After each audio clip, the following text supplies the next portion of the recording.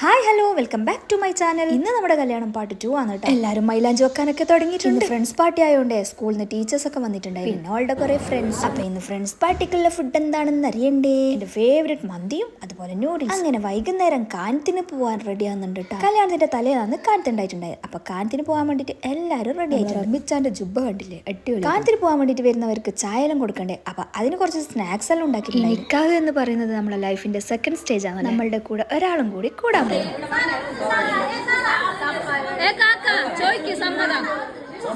ചോയ്ക്കോളോട് സമ്മതം സമ്മതാണോ കൈ കൊടുക്ക്.